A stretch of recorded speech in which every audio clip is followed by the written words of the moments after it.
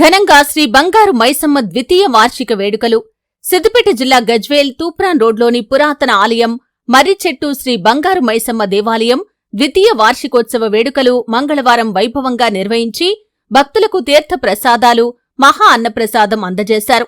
అమ్మవారిని దర్శించుకుని ప్రత్యేక పూజలు నిర్వహించిన ఎమ్మెల్సీ యాదవరెడ్డి, ఎఫ్డీసీ మాజీ చైర్మన్ ప్రతాప్ రెడ్డి, మున్సిపల్ మాజీ చైర్మన్ భాస్కర్, పుర ప్రముఖులు ఈ సందర్భంగా తాజా మాజీ కౌన్సిలర్ తలకొక్కుల భాగ్యలక్ష్మి దుర్గాప్రసాద్ మాట్లాడుతూ శ్రీ బంగారు మైసమ్మ తల్లి అనుగ్రహంతో అందరూ బాగుండాలని, కోరిన కోర్కెలు నెరవేర్చే మర్రిచెట్టు శ్రీ బంగారు మైసమ్మ తల్లి దేవాలయం పునర్నిర్మాణం చేసి 2 సంవత్సరాలు పూర్తయిందని, ఈరోజు వార్షికోత్సవ వేడుకలు వైభవంగా నిర్వహించి ఆలయంలో హోమం నిర్వహించడం జరిగిందని, అమ్మ అనుగ్రహంతో అందరూ బాగుండాలని ఆకాంక్షించారు.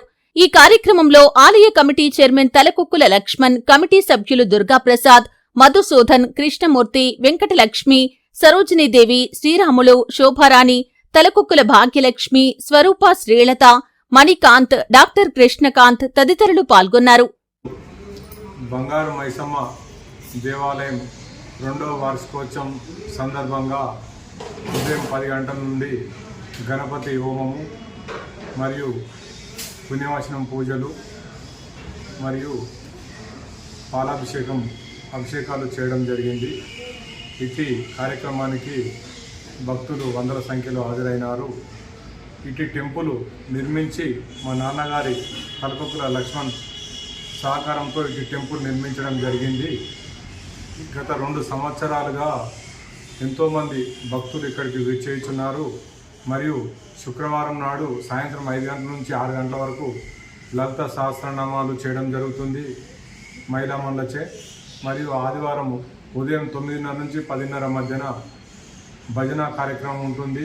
మరియు భజన కార్యక్రమం అనంతరము అల్పాహార వితరణ ఉంటుంది.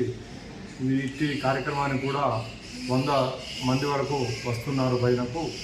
రాబోయే రోజులలో భక్తులు ఇటు టెంపుల్కు వచ్చి వారి అమ్మవారి ఆశీస్సులు తీసుకోవడం జరుగుతున్నది.